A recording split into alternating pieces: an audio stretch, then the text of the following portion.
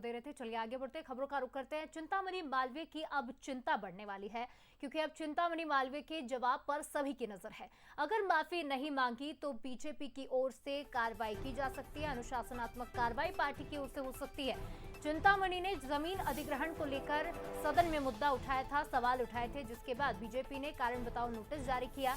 7 दिन में अब विधायक चिंतामणि से जवाब मांगा गया है और उनके जवाब पर सभी की नजर है। और इस पूरे मामले में कांग्रेस ने एक भी मौका नहीं छोड़ा और बीजेपी विधायक का धन्यवाद दे दिया। सदन में मुद्दा उठाने के लिए धन्यवाद दिया है और उज्जैन से विधायक चिंतामणि मालवीय ने जो सवाल उठाया उस पर बीजेपी अब अनुशासनात्मक कार्रवाई करने की तैयारी में है, तो अब कांग्रेस भी इस मुद्दे को भुनाने की तैयारी में है और आज इस मुद्दे को लेकर भी कांग्रेस सदन में हंगामा कर सकती है।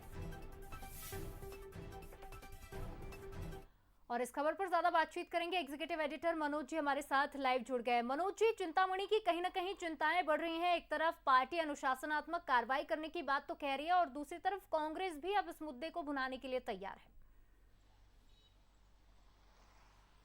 देखिए, भारतीय जनता पार्टी में ऐसा कम होता है कि अपनी ही पार्टी के खिलाफ कोई व्यक्ति, कोई विधायक कुछ ऐसी बातें कह दे जिससे पार्टी की छवि खराब होती है। इसी को भारतीय जनता पार्टी ने समझा। चिंतामणि मालवीय ने एक मसला पहले उठाया था, उस मसले को लेकर कुछ सवाल खड़े किए तो उसमें सरकार पर भी सवाल उठाए और बीजेपी ऐसा मानकर चल रही कि बीजेपी में रहते हुए आप किसी बात को कहना है तो पार्टी फोरम पर आके बात कीजिए, आपको कोई दिक्कत है तो आप पार्टी फोरम पर बताइए, लेकिन अनुशासन तोड़ा है ऐसा बीजेपी अभी मानकर चल रही, इसलिए 7 दिन का उनको नोटिस दिया।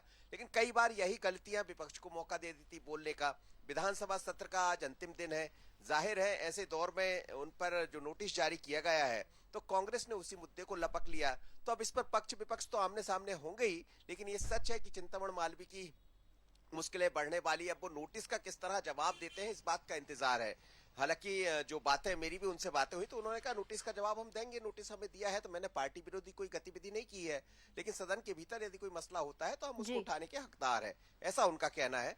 पर अभी उनका बयान भी देखने को मिलेगा। पर ये मानकर चलिए कि चिंतामणि मालवीय की मुश्किलें बढ़ने वाली है। जिस तरह नोटिस को यदि हम पढ़ते हैं, नोटिस की शब्दावली को हम देखते हैं तो निश्चित रूप से जवाब भी देना पड़ेगा और जवाब के बाद भी एक तरह से कहा जाए तो आंखों की किरकिरी तो बनी गए हैं चिंतामणि मालवीय।